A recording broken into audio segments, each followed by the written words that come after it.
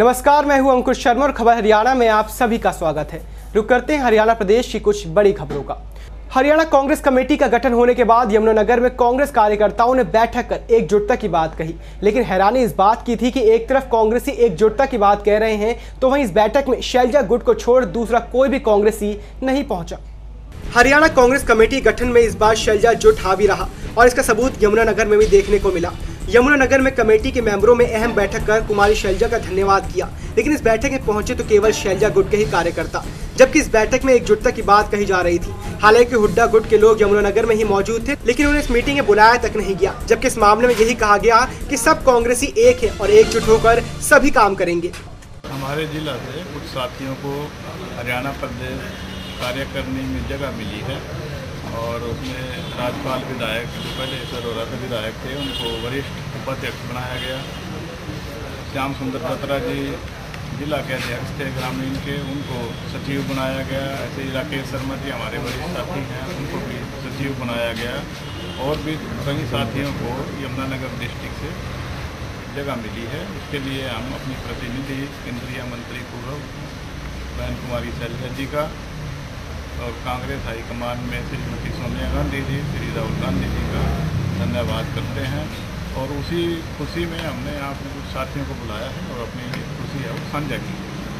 ऐसी बात नहीं है, मेरे पास फ़ोन आया था, यशपाल अरोड़ा का भी फ़ोन आया था और देवेंद्र चावला का भी फ़ोन आया था, लेकिन थोड़ा सा ये शॉर्ट नोटिस था मीटिंग बुलाने का, इसलिए सबको ठीक से मेरी अपनी कमी है ये। और अगली मीटिंग में सब आपको यहाँ नजर आएंगे। साथ हैं, साथ लेके चले जाएगा सब इकट्ठे। प्रधानमंत्री ने देश को साफ सुथरा बनाने की बात कही थी। उन्होंने कहा कि सबसे पहले घरों में शौचालय का होना बहुत जरूरी है। अंबाला के स्कूलों में शौचालय की स्थिति तो ठीक ठाक है, लेकिन ग्रामीण इलाकों में शौचालय लोगों के घरों में नहीं है। ऐसे में लोगों को घरों से बाहर शौच के लिए जाना पड़ता है। गाँवों में लोगों को इसके लिए ग्रांट नहीं उपलब्ध हो रहा, जिस वजह से शौचालय अधूरे बने पड़े हैं। अंबाला के स्कूलों और ग्रामीण अंचलों में शौचालय व्यवस्था जानने के लिए हमारी टीम ने कई स्कूलों का दौरा किया। अंबाला के सरकारी स्कूलों में हर स्कूल में शौचालय स्थापित है और लड़कियों के लिए भी अलग से शौचालय बनवाए गए हैं। ज्यादातर शौचालय हमने साफ दिखाई दिए, कुछ ही हालत ठीक ठाक थी, लेकिन ज्यादातर स्कूलों के शौचालय टूटे और कुछ में डिब्बा तक नहीं था। कहीं कहीं शौचालयों पर ताले लटके हुए थे। अंबाला के सरकारी स्कूलों में शौचालय तो है, लेकिन गंदगी का आलम अभी भी पहले जैसा है। स्कूलों के प्रिंसिपलों से लेकर जब इस बारे में बात की गई तो वो कुछ हैरानी करने वाली बात थी, जिसमें स्कूलों में शौचालय की सफाई के लिए सफाई कर्मी की व्यवस्था नहीं है, लेकिन स्कूलों की मोदी के इस अभियान को कामयाब बनाने के लिए जेब से पैसा खर्च करना पड़ रहा है। अंबाला गांव बाबा हेड़ी गांव के स्कूल में शौचालय की व्यवस्था काफी खराब दिखाई दी। शौचालय जर्जर हालत में दिखाई दिया। लड़कियों के लिए बने शौचालयों का गेट टूटा हुआ था और लड़कों के लिए बनाए गए शौचालय में झंडियां खड़ी थी, जिससे साबित होता है कि अभी भी सिस्टम में कमी है। गांव के सरपंच ने बताया कई बार अधिकारियों को लिख कर देने के बाद भी हालात सुधरे नहीं है। इसके बाद हमारी टीम ने अंबाला के कई गाँवों में शौचालय व्यवस्था को चेक किया, जहां पाया गया कि यहाँ 75% घरों में शौचालय नहीं है और महिलाओं पुरुषों खुले में शौच के लिए जाना पड़ता है। प्रशासन का सिस्टम भी यहाँ समझ से बाहर है, जहाँ लोगों को कहा गया है कि लोग खुद शौचालय बनवा ले और फिर इन्हें पैसा दे दिया जाएगा, जिनसे लोग काफी नाराज हैं। लोगों का कहना है कि अगर उनके पास पैसा और जगह होते तो ये लोग पहले ही शौचालय बनवा लेते। ग्रामीण महिलाओं और लड़कियों और बच्चों को सबसे ज्यादा शर्मिंदगी का सामना करना पड़ता है, जिसके चलते उन्हें कई बार दिक्कत का सामना भी करना पड़ता है। मिशन शौचालय का सच जानने के लिए हमने गांव के सरपंच संत राम से संपर्क किया, तो उन्होंने बताया कि गांव के लोगों को गारंटी नहीं मिलती। कई बार अधिकारी को लिख चुके हैं मगर कोई सुनता ही नहीं। कई बार चक्कर काटने के बाद भी हल नहीं निकलता। मिशन शौचालय को कामयाब बनाने के लिए बातें लंबी चौड़ी की गई थी और पूरे प्रशासनिक अमले को इस स्कीम की कामयाबी के लिए लगाया गया था, लेकिन जमीनी स्तर पर हकीकत ज्यों की त्यों ही है। अधिकारियों का कहना है कि फंड की कोई कमी नहीं, मिशन पर काम जोरों से चल रहा है। जिस भी गांव में फंड की जरूरत होती है उसे 24 घंटे में ग्रांट उपलब्ध करवाया जाता है। देखिए, ये हमारा एक फ्लैगशिप कार्यक्रम है और स्वच्छ भारत मिशन ग्रामीण के अंतर्गत हम इसे प्रायोरिटी पे शौचालय बनवा रहे हैं और हमारे ज़िला में लगभग बाहर शौच जाने की आदत नहीं है। जहाँ जहाँ शौचालय बने हैं वहाँ पर जिन्होंने बनाए हुए, जिन घरों में बनाए गए हैं वे इसका प्रयोग कर रहे हैं और इस दिशा में हमारा पिछले वर्ष 100% से अधिक हमने लक्ष्य प्राप्त किया था और इस पर हमें उम्मीद है कि हम तेज़ी से इस लक्ष्य को इस वर्ष भी अवश्य प्राप्त करेंगे। नहीं, फंड्स की हमारे यहाँ किसी भी प्रकार की कोई कमी नहीं है। जैसे ही कोई व्यक्ति अपना शौचालय पूर्ण बना लेता है, हम तुरंत जो इंसेंटिव मनी है उसे रिलीज कर देते हैं और उसको दे देते हैं। यमुनानगर के सिविल अस्पताल में एक महिला के पहले बच्चा पैदा होने पर बिना बताए स्टाफ नर्स ने गलत इंजेक्शन लगा दिया, जिसके बाद परिवार के लोगों ने इसका जमकर विरोध किया। हालांकि एक ही महिला नहीं बल्कि 2 मामले ऐसे सामने आए और ऐसे में आरोपों की झड़ी है वो स्टाफ पर लग गई। और पूरी खबर पर एक खास रिपोर्ट। यमुनानगर के सिविल अस्पताल आरोपों के घेरे में है और आरोप भी ऐसा है कि मां बनते ही एक महिला को गलत इंजेक्शन लगा दिया गया और जब इस बात का विरोध किया गया तो नर्स ने महिला को थप्पड़ भी मारा। हालांकि इसके बाद विवाद जरूर बढ़ गया है। महिला के परिजनों को जब इस बात का पता चला तो उन्होंने जमकर विरोध किया और उन्होंने बताया कि महिला की शादी को 2 साल पहले हुई थी और उसकी पहली संतान लड़की के रूप में हुई, लेकिन अस्पताल के स्टाफ ने ना तो महिला से बातचीत की और न ही परिवार के लोगों को और बच्चा पैदा होने की कोई जानकारी दी। परिवार के लोगों की माने तो उन्होंने साइन भी कराए गए और उन्होंने वो साइन इसलिए कर दिए क्योंकि उन्हें लगा कि वो बच्चे के लिए उनसे साइन करा रहे हैं, जबकि प्रॉपर्टी वाले किसी से भी बात नहीं हुई। परिवार वालों की नाराजगी को देखकर उन्हें चुप कराने की कोशिश भी की गई, लेकिन उसके बावजूद मामला मीडिया तक पहुंच गया। अभी ये मामला सुलझ ही रहा था कि पीड़ित महिला के पास एक और महिला ने भी ऐसा ही आरोप लगाया और वो उनके बिना मर्जी के। हालांकि उस महिला के पास भी एक और संतान थी और उसके पति के साइन के बाद उसे प्रॉपर्टी लगाई गई थी। ऐसे में अस्पताल सवालों के घेरे में है, जबकि बिना किसी महिला के साथ ऐसा करना गैर कानूनी है। फिलहाल इस पूरे मामले में अस्पताल की स्टाफ नर्स का कहना है कि उस पर लगे आरोप निराधार है और जो कुछ भी उसने किया है वो परिवार वालों की सहमति के साथ किया है। 15 तारीख को सवेरे 4 बजे के आसपास आए थे, तो 4 बजे के बाद मतलब अगले दिन 16 तारीख को उनकी डिलीवरी हुई थी। उनके पास मतलब लड़की हुई थी, लड़की पैदा की थी उन्होंने। तो जब लड़की पैदा हुई तो नर्स ने मतलब डिलीवरी की थी, तो नर्स ने प्रॉपर्टी लगाने की मतलब ज़बरदस्ती की, जिससे मतलब प्रॉपर्टी आगे बच्चे ना हो 5 साल 10 साल तक। तो लेकिन उन्होंने मना किया कि हमें मतलब पहली लड़की हुई है शादी के बाद, तो हमें आगे बच्चे की ज़रूरत है जी जल्दी। तो लेकिन उन्होंने थप्पड़ मार के मतलब ज़बरदस्ती प्रॉपर्टी लगा दी। तो जब उन्होंने हमें बाहर आके बताया कि इन्होंने मतलब ज़बरदस्ती प्रॉपर्टी लगाई है, तो हमने नर्स के साथ बात की, तो नर्स ने हमें धमकाया। तो नर्स ने धमकाने के बावजूद उसकी हमारे साथ बहस होगी। वीरा नाम की नर्स है जी कोई, तो जी यहाँ पे काफ़ी जितनी भी डिलीवरी हुई है ज़बरदस्ती उनको मतलब प्रॉपर्टी लगाई है। तो जी मैं इनके जो नर्स है इनके खिलाफ़ कार्रवाई चाहता हूँ जी। ये बिना मतलब मर्जी के लोगों की सरकारी अस्पताल में मतलब गरीब जनता आती है यहाँ पे, तो उनके ज़िंदगी के साथ खिलवाड़ कर रहे हैं डॉक्टर यहाँ पे। पूरा हॉस्पिटल सरकारी प्रशासन है जो हॉस्पिटल का, तो जो मतलब इनके मतलब दोषी हैं इनके खिलाफ कार्रवाई होनी चाहिए। हाँ कि उस दिन 6-7 डिलीवरियाँ हुई हैं, सबकी डिलीवरियाँ की हैं और अच्छे से डिलीवरियाँ हुई हैं। ये पेशेंट थी Rajni, she was very uncooperative, stitch नहीं लगवा रही थी। मेल पेशेंट भी वहाँ खड़े हुए थे, इतनी चिक्के मार रही थी, बहुत ही अनकोऑपरेटिव थी। 2 दिन से ये कह रही थी मैं परेशान हो रही हूँ, आपने नॉर्मल डिलीवरी मेरी कर दी, मैं आपके हाथ जोड़ती हूँ। पर अब जो ब्लेम लग रहा है वो उल्टा लग रहा है, जो सच्चाई है वो तो ये है, बाकी आप देख लो आगे। तो उनकी मदर इन लॉ की सास थी, उनके साथ जेंट्स कोई नहीं था, लेकिन सास ने कहा कि लगा दो। पर वो कह रहे कि आपने जबरदस्ती प्रॉपर्टी लगा तो थप्पड़ भी मारे। थप्पड़ कैसे मारेंगे हम? आप ये देखो, मैं स्टिच ऐसे कर रही हूँ और मैं थप्पड़ टेबल के ऊपर चढ़ के मारूंगी? पेशेंट बोल रहे हैं, आप ये देख लो ना, मैं स्टिच कर, प्राइमरी पेशेंट है, मैं स्टिच कर रही हूँ, मैं थप्पड़ कैसे मारूंगी? इतना लंबा टेबल है, टेबल के ऊपर से तो चढ़ने से रही मैं। महिला ने साइन किए थे, वो किस नाम से? मूर्ति, वो उसकी मदर, मूर्ति देवी उसकी सास है। हरियाणा पुलिस की राष्ट्रीय महिला खिलाड़ी मौत से लड़ते हुए जंग जीत गई। प्रताड़ना और शोषण का शिकार हुई अनीता को 6 दिन के इलाज के बाद अस्पताल से छुट्टी मिली है, लेकिन वो अपने महकमे से अभी भी निराश है। महकमे के किसी अधिकारी ने पीड़िता की सुध नहीं ली। पीड़िता ने पुलिस महकमे में महिलाओं की दशा पर उठाए सवाल और कहा यह सब अभी भी जारी रहेगा। महिला उत्पीड़न के मामले में पूर्णतः संजीदा होने का दावा करने वाले पुलिस महकमे को अब आईना दिखाने की जरूरत है। हरियाणा पुलिस में कांस्टेबल और राष्ट्रीय स्तर की खिलाड़ी अनीता द्वारा अपने सीनियर्स की प्रताड़ना और शोषण की प्रवृत्ति से तंग आकर आत्महत्या करने का प्रयास, घटना को 6 दिन बीत चुके हैं। इन 6 दिनों में एक के बाद एक एकेडमी महिलाओं के साथ हो रहे शोषण की परतें खुलती लगी हैं। महकमे के सीनियर अधिकारियों की गिद्ध दृष्टि किस तरह पुलिस में शामिल महिलाओं पर है, इसका खुलासा 5 राष्ट्रीय और अंतर्राष्ट्रीय स्तर के खिलाड़ियों ने किया है। इन सब सनसनीखेज खुलासों के बावजूद खाकी के हाथ आरोपियों के गिरेबान तक पहुँचने में हिचकिचा रहे हैं। अपने सीनियर्स की प्रताड़ना और शोषण शिकार हुई अनीता को 6 दिन के इलाज के बाद अस्पताल से छुट्टी मिल गई है। 6 दिन तक महकमे का कोई भी अधिकारी अस्पताल में भर्ती अनीता का हालचाल तक पूछने नहीं आया। अस्पताल से भले ही अनीता को नई जिंदगी मिली हो, लेकिन यहाँ से लौटते समय अनीता का एक ही सवाल है कि आखिर अब तक उसके दोषियों के खिलाफ कोई कार्रवाई क्यों नहीं की गई। पुलिस महकमे में महिलाओं की सुरक्षा के बारे में पूछे जाने पर अनीता के चेहरे पर आई मुस्कान एकेडमी महिला पुलिसकर्मियों की स्थिति का उपहास है। हालांकि अब अनीता पर इस मामले को लेकर दबाव जरूर बनाया जा रहा है, लेकिन अनीता ने ठान लिया है कि एकेडमी में चल रहे शोषण के खिलाफ वो चुप नहीं बैठेंगी और आगे अपनी लड़ाई लड़ेंगी। खबर हरियाणा में फिलहाल वक्त हो चला है एक ब्रेक का। ब्रेक से वापस आएंगे तो रुक करेंगे हरियाणा प्रदेश की कुछ और बड़ी खबरों का। महिला उत्पीड़न के मामले में पूर्णतः संजीदा होने का दावा करने वाले पुलिस महकमे को अब आईना दिखाने की जरूरत है। हरियाणा पुलिस में कांस्टेबल और राष्ट्रीय स्तर की खिलाड़ी अनीता द्वारा अपने सीनियर्स की प्रताड़ना और शोषण की प्रवृत्ति से तंग आकर आत्महत्या करने का प्रयास घटना को 6 दिन बीत चुके हैं। इन 6 दिनों में एक के बाद एक एकेडमी महिलाओं के साथ हो रहे शोषण की परतें खुलती लगी हैं। महकमे के सीनियर अधिकारियों की गिरफ्त दृष्टि किस तरह पुलिस में शामिल महिलाओं पर है, इसका खुलासा 5 राष्ट्रीय और अंतर्राष्ट्रीय स्तर के खिलाड़ियों ने किया है। इन सब सनसनीखेज खुलासों के बावजूद खाकी के हाथ आरोपियों के गिरेबान तक पहुँचने में हिचकिचा रहे हैं। अपने सीनियर्स की प्रताड़ना और शोषण शिकार हुई अनीता को 6 दिन के इलाज के बाद अस्पताल से छुट्टी मिल गई है। 6 दिन तक महकमे का कोई भी अधिकारी अस्पताल में भर्ती अनीता का हालचाल तक पूछने नहीं आया। अस्पताल से भले ही अनीता को नई जिंदगी मिली हो, लेकिन यहाँ से लौटते समय अनीता का एक ही सवाल है कि आखिर अब तक उसके दोषियों के खिलाफ कोई कार्रवाई क्यों नहीं की गई।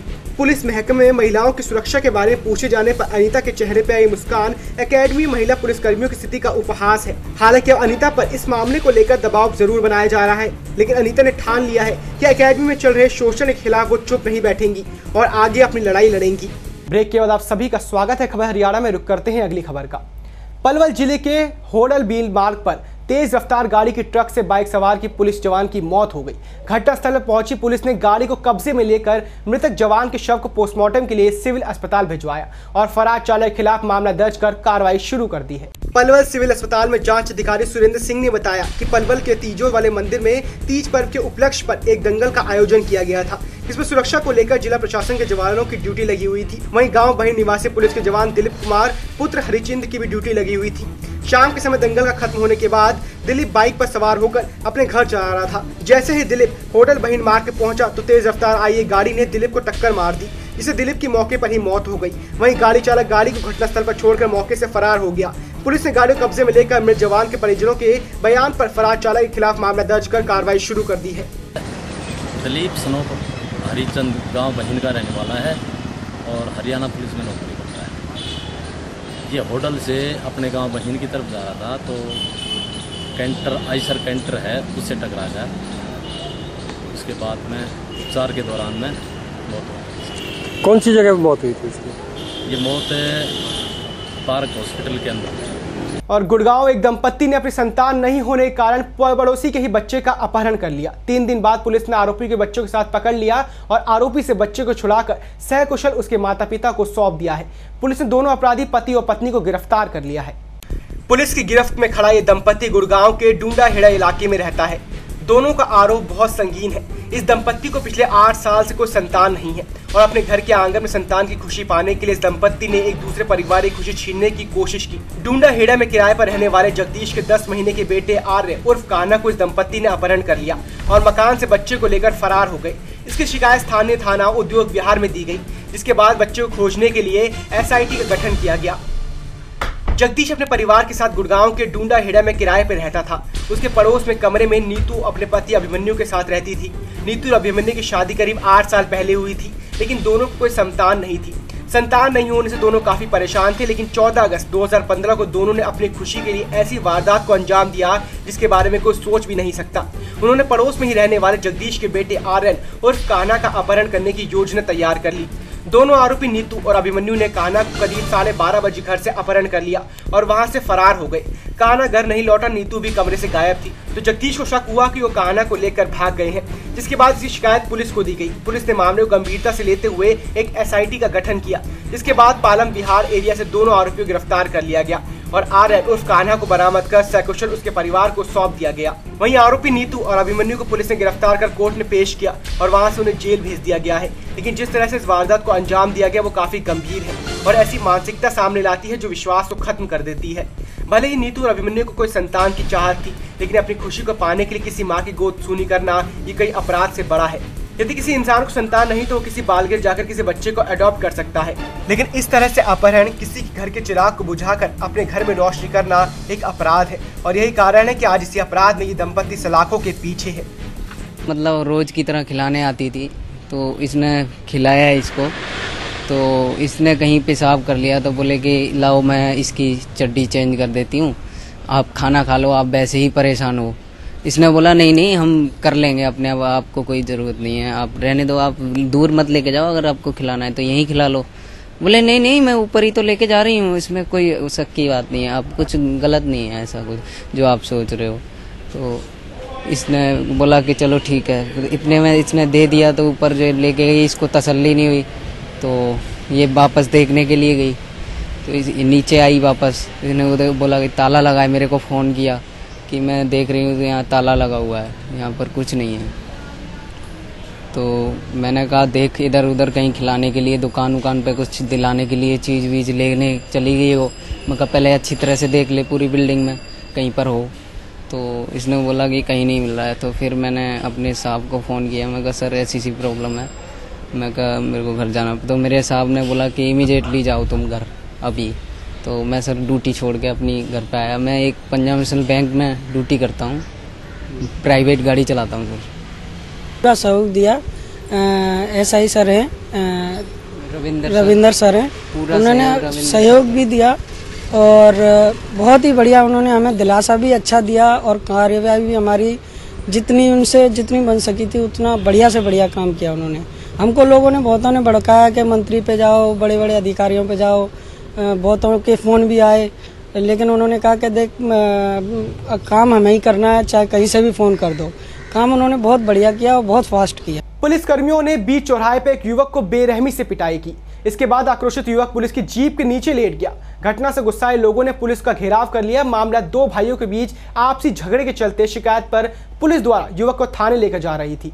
खाकी का रौब दिखाकर बीच सड़क पर युवक की पिटाई करना पुलिस कर्मियों को भारी पड़ गया। पुलिस कर्मियों ने जबरन युवक रामफल को जिप्सी में बैठाने का प्रयास किया, लेकिन युवक ने इसका विरोध कर दिया। इसके बाद पुलिस कर्मियों ने युवक की ताबड़तोड़ पिटाई शुरू कर दी। पुलिस कर्मियों द्वारा बीच चौराहे पर युवक को पीटते देख आसपास के दुकानदार और राहगीर एकत्रित हो गए और पुलिस की कारगुजरी पर विरोध किया। इसी बीच पुलिस की पिटाई के विरोध में गुस्साया युवक रामफल पुलिस की जिप्सी के नीचे घुस गया। युवक के जिप्सी के नीचे घुसने के बाद पुलिस के पसीने छूट गए। बदले हालात में जो पुलिसकर्मी कुछ देर पहले रामफल की धुलाई कर रहे थे, अब उनको युवक की मान मुनव्वल करने की नौबत आ गई। लेकिन पुलिस प्रताड़ना से गुस्साए युवक पुलिस ने जिप्सी के नीचे निकलने को तैयार नहीं हुआ। पुलिस की जिप्सी के नीचे से निकलने को तैयार नहीं हुआ। पीड़ित युवक ने आरोप लगाया कि एक स्थानीय नेता के दबाव में पुलिस उसके साथ जबरदस्ती कर रही है, जबकि वो कोर्ट केस जीत चुका है। दरअसल घरौंडा निवासी रामफल का उसके भाई के साथ मकान को लेकर झगड़ा चल रहा था। दोनों पक्षों ने इसकी शिकायत स्थानीय पुलिस को दी थी। पीड़ित युवक के मुताबिक वो कोर्ट केस जीत चुका है। इसके बावजूद पुलिस एक नेता के दबाव में आकर उसके मकान पर कब्जा करवाना चाहती है। मेरे साथ ये होया जी, कोर्ट केस करा किया था मेरे खिलाफ। किसने? मेरे भाइयों ने। कोर्ट केस में जीत गया हूँ जी। उसके बाद सुरेंद्र सिंगला के कहने से और ये घरौंडा ये ऐसा ही है, इसका नाम मेरे ध्यान दिया जी, और इसने मेरे साथ यहाँ पे जबरदस्ती घर पे आ गए हमला करे ना, घर में बर्तन फाँकने की कोशिश कर रहे हैं। पुलिस वाले ये आए थे, अब तेरे खिलाफ दरखास्त दे रखी है किसी ने। हाँ, तो आपको उठाने आए थे? हाँ, मेरे को उठाने आए थे। मैं 15 दिन से वहाँ पे चक्कर काट रहा हूँ जी। दरखास्त मेरी घरवाली की थी, चोट मेरी घरवाली का मार दी है इनने। तो आज क्या हुआ आपके साथ? मेरे साथ ये जबरदस्ती उठा के ले रहे हैं, मेरे को मारा पीटा है इन लोगों ने।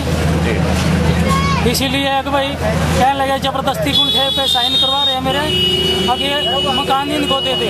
टोला का मुकदमा जीत रहा था, इसका मकान कैसे खाली करवा रही थी। अच्छा जी, अब मुकदमा जीत रहा है। तो आज पुलिस आई, क्या कराया ये खाली इनको पीट पाट दिया पुलिस ने। अच्छा जी, कहाँ पिटाई हुई है लड़के की? हम तो सड़क पे यहीं खड़े हैं, चौक में। चौक के ऊपर पिटाई हुई है। कितने पुलिसकर्मी थे जिन्होंने पिटाई की? 2 जिप्सी हैं। 2 जिप्सी हैं। वो घरौंडा थाने से बीटी आई थी। आप इस कर्मा मार्ग पे जाइए और वहाँ राजकुमार आइयो मिलेगा आपको, और कोई इनका आपस का झगड़ा है और उसको लेकर आना थाने। ये बात। फिर यहाँ क्या हुआ? क्या सर, यहाँ क्या हुआ फिर?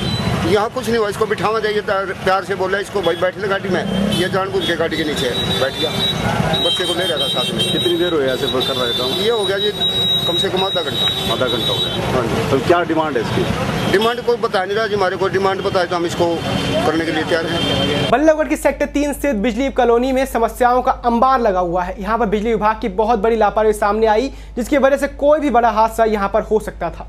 जी हाँ, इस पर सरकारी कॉलोनी से पावर हाउस पर, जहाँ पर आवारा पशुओं का जमावड़ा देखा जाता है, खासकर आवारा सांड और सुअरों तक का आतंक है, जिसकी वजह से कॉलोनी वासियों को काफी समस्याएं झेलनी पड़ रही हैं। बोतल में दिखाई दे रहा ये पानी यहाँ की वाटर सप्लाई का है। कॉलोनी वासियों का कहना है कि जब से बिजली विभाग की तरफ से ट्यूबवेल लगवाया गया है तभी से रेता आ रही है और अब बारिश में ट्यूबवेल के अंदर बरसात का पानी चला गया है। लोगों का कहना है कि यहाँ पर पार का गंदा पानी सप्लाई में आता है, जिससे बीमारियां फैल रही हैं। वहीं लोगों ने कहा कि कॉलोनी में बैठे अधिकारियों से वो कई बार शिकायत कर चुके हैं कि गेट पर चौकीदार रखवा दे ताकि आवारा पशु अंदर ना आए और पावर हाउस तक ना पहुंचे, क्योंकि वहां पर हर समय बिजली रहती है और कोई बड़ा हादसा होने का डर है, लेकिन अधिकारी उनकी एक नहीं सुनते। वहीं उन्होंने आरोप लगाए कॉलोनी के गेट पर हुड्डा की जमीन पर स्वच्छता अभियान की पोल खुली हुई है। यहाँ पर पड़ी गंदगी से कॉलोनी के लोगों को काफी नुकसान हो रहा है और परेशानी का सामना करना पड़ रहा है। उससे फैलने वाली बदबू से लोगों का निकलना दुभर हो गया है। जब इस बारे में बिजली विभाग के अधिकारी एसएसपी आशीष गर्ग से फोन पर बात करनी चाहिए तो समस्या के बारे में जानना चाहा तो उनका एक ही जवाब मिला कि कैमरे पर नहीं बोलेंगे बल्कि काम हो जाएगा। मेरा नाम मोहम्मद लाल है जी, और ये समस्या ये है कि जब से बारिश हुई है बोर्ड नीचे बैठ गया, गंदा पानी आ रहा है, आवारा पशु जो है मतलब यहाँ घूमता रहता है, कोई न चौकीदार है न गेट लगता है यहाँ पे, न कोई ऑपरेटर है न कोई सुनने वाला, ऐसे एसएससी ढंग से बात नहीं करता, और जो जेई है वो भी कल से बेकार है, न कोई नहीं आया देखने के लिए। प्रेम सिंह जी, क्या समस्या बिजली बोर्ड कॉलोनी के अंदर है? आपको पावर हाउस है यहाँ पीछे, क्या है यहाँ पर? सबसे बड़ी समस्या तो हमारी है कि यहाँ जो है ना सुअर फार्म खोल रहे हैं हमारे पावर हाउस के अंदर, और बाहर गेट के आगे मतलब इतने गंदे गए तो भीतर रहना मुश्किल हो जाता है, दुर्भाग्य इतनी दुर्गंध भीतर आती है। दूसरी बात यहाँ ट्यूबवेल जो है ना 6 महीने से यहाँ ट्यूबवेल लग रहा था, ट्यूबवेल अब लग गया, लेकिन उसमें इतना गंदा पानी आ रहा है कि यहाँ पीने लायक नहीं है। या दूसरी बात हमारे पावर हाउस की कोई सुरक्षा नहीं है, आवारा पशु, आवारा जो भी आदमी हो चाहे पशु हो सब इधर आता है। और खबर हरियाणा में फिलहाल इतना ही। देश और दुनिया की बाकी खबरों के लिए देखते रहिए BVM खबर 24 आवर्स। नमस्कार।